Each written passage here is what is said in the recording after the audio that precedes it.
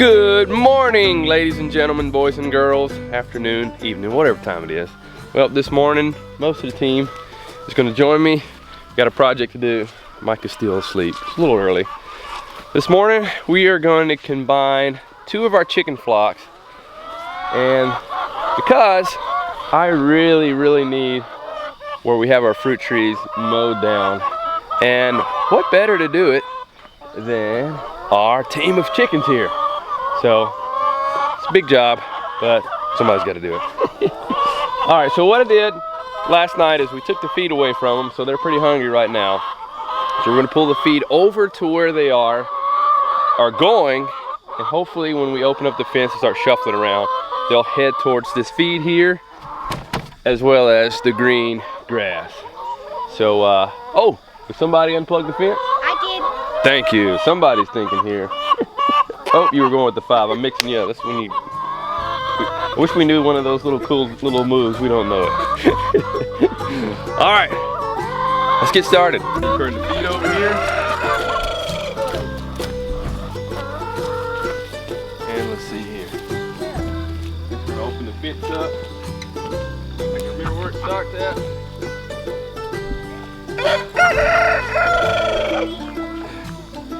All right, guys, what we're gonna try to do is we're gonna try to keep the chickens from going out and back.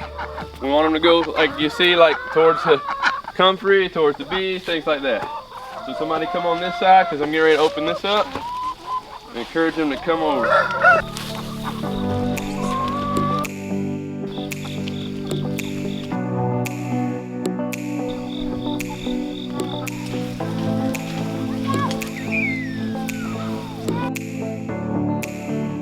All right, so we have that first corner done. Don't have to worry about them escaping that way.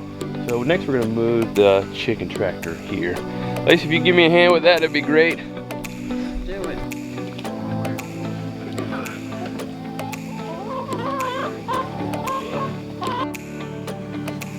Not exactly how I was going to go, but it's pretty muddy here. We've had rain for like past almost 2 weeks now, pretty much every day.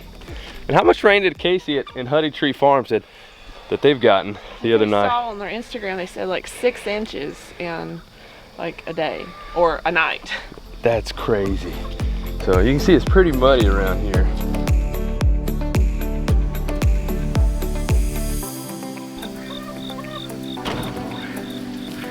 All right, the other part of the fence.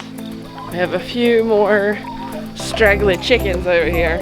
So Josiah and Selah are gonna help move them on to the new place.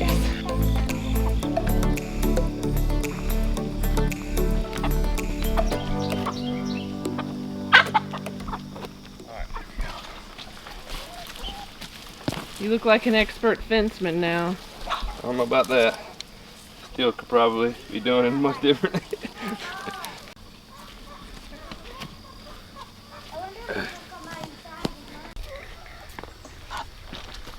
So this first part went relatively smooth. This is the first flock we're gonna bring down. We're gonna bring down this other flock right here at the top. This could be where it could become a little bit more interesting. So we're just gonna have to work together and do the best we can. See where the chickens go. I withheld their feet too, so we're gonna pull their feet over and entice them to come, and we'll go from there. So Salah's gonna hold and watch over there. Josiah, you can kind of watch this area. And Lacie, what I want you to do, once I open the fence, just kind of carry this, say here, chick, chick, chick, chick, chick, like that. They should start coming. Ready? Let's rock.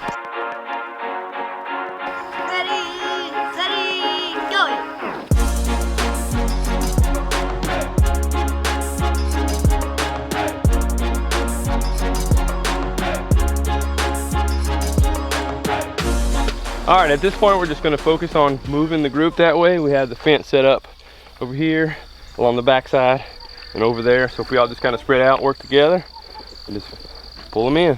Now let's come forward. Just flap your hands. Calmly.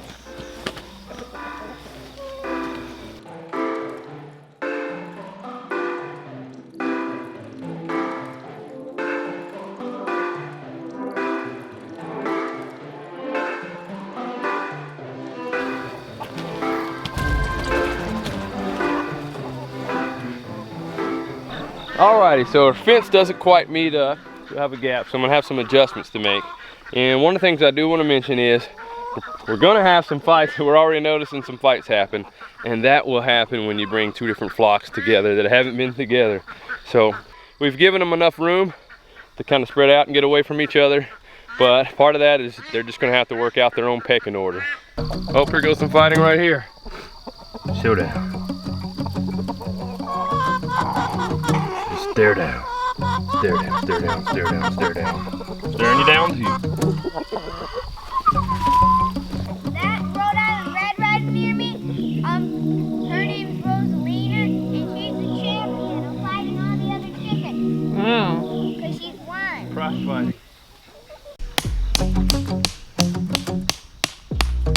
Well, it looks like it's coming together.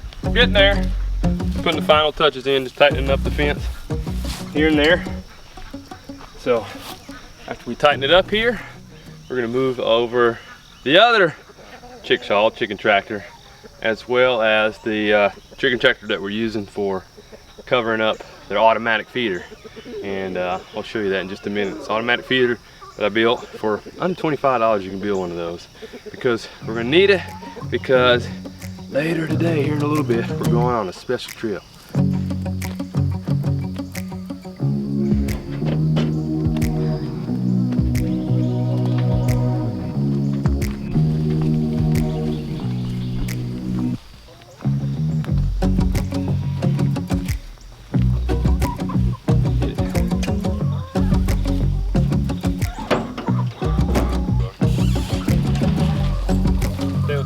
Stand around right there. Turn around, stand right there. Watch chickens coming out.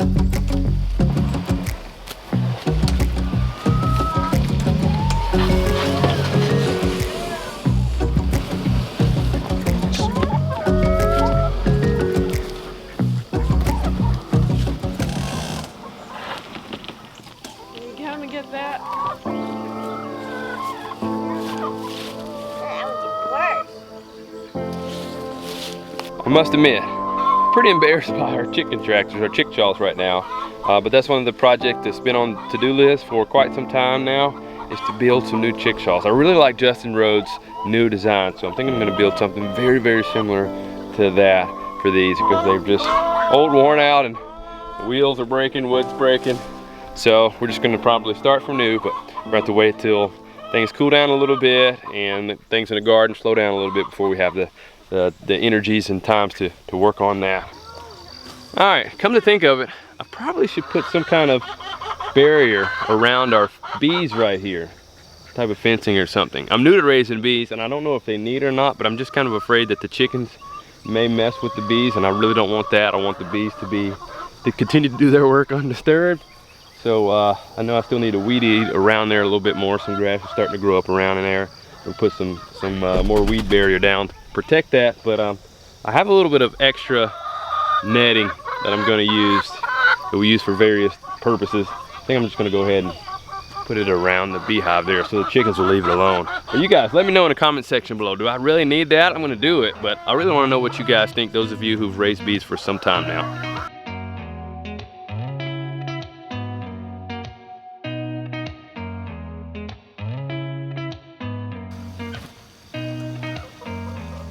I don't know if this was overkill or not, but at least I feel better about the bees being here with the chickens, and they have a barrier in between them, especially with that one chicken that was just there, and I had to prod it out of there. But feel good about this now.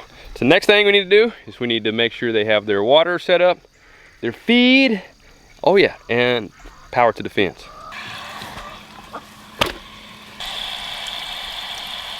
I'm not sure if I've ever explained this before, but somebody asked about it, and I was like, hey, maybe I need to talk about that.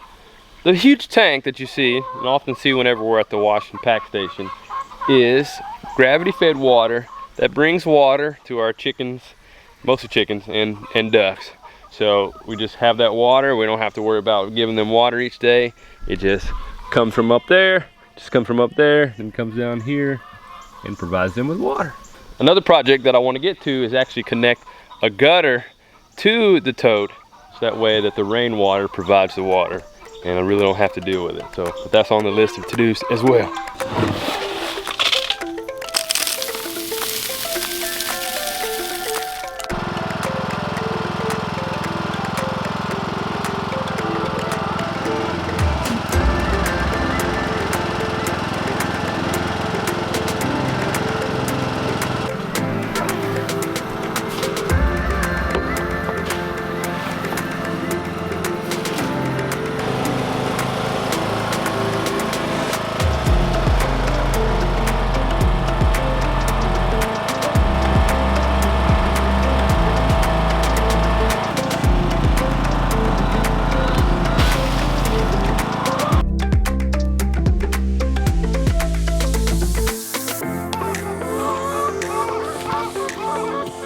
So feed check, water check.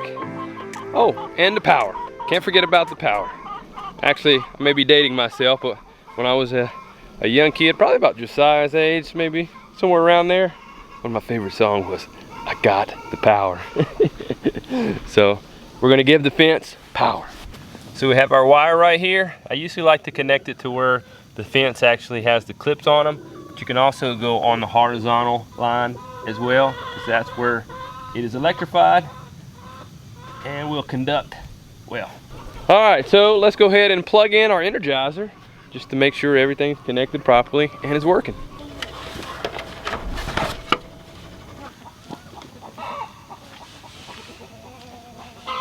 Can you hear it?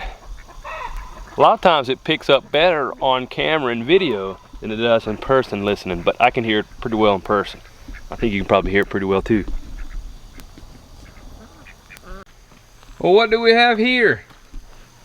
What are you doing now? That's just the way it goes. Right before you're trying to go somewhere, things just happen. Goats get out. That's the way it goes. Looks like you just knocked the fence on over. Why'd you do that? Huh? Come on in. Where you live? Come on. And stay in here. Now you can't be doing this while we're not here now. Come on now, stay in here.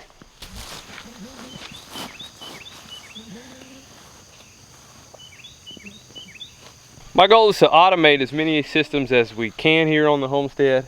However, we're still figuring some things out with the goat. And hopefully she doesn't escape while we're gone, but we do have our friend Jen coming to milk her and check on them tomorrow. As far as the chickens and ducks go, we've learned how to automate that, and they can pretty much operate on the things that I know how to do, the systems I know how to set up for 10 to 12 days. So we're not leaving that long.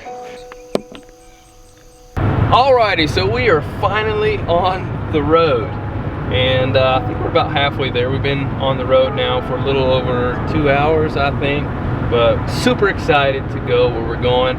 And I actually mentioned it in the previous video, and some of you loyal followers may remember that. And so for those of you who don't know, we are heading to Polyface Farm to see Joel Salatin and his team there, and we're super excited about that. Can't wait to do that, because Joel is one of the original inspirations for me with homesteading, with farming, especially when I saw Food Inc. and seeing the work that he did and seeing him on that documentary was like, wow, that's so cool. So I'm pretty excited about that. What about you, Lacie? Oh, I'm really excited too, because we've been talking about visiting Polyface for years now. It had to be like 8 years or more, because we started following Joel, like Mike said, whenever Food Inc. came out, and we watched that, and we started, finding out who Joel Salatin was, and just have been continually following him and the progression of his farm. And there's been a couple times where we've been really close to going to Polyface, and it just didn't work out. So this time, that's where we're heading, and we're so excited about it. And just to be able to see firsthand his farm is really exciting for us. I think I first heard about Joel maybe somewhere around 10 years ago or so, maybe even a little bit more than that. And when I first started talking about him and the work that he did, most people had no idea who he was, except for like in the farming and homesteading community. But now he's getting to be, he's probably one of the most famous farmers in the world now for just the different work that he has done, and he's speaking all over the place. So it really is a neat opportunity to do that and have a conversation with him. Hopefully we can sit down and chat and be able to look around Polyface. So just got a little bit longer to go on the drive, and then we should be there soon, hopefully. How much longer? Yeah. How much longer? Isn't that the question that most kids always ask whenever you're going on a trip? Are we almost there yet? How much longer? I still remember asking some of those questions too. You just gotta keep waiting. We'll get there when we get there. A lot sooner. Everybody behaves.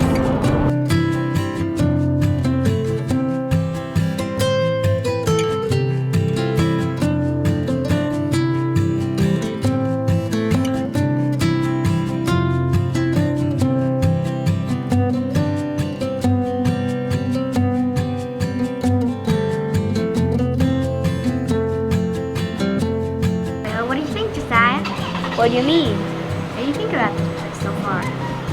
We got a flat tire.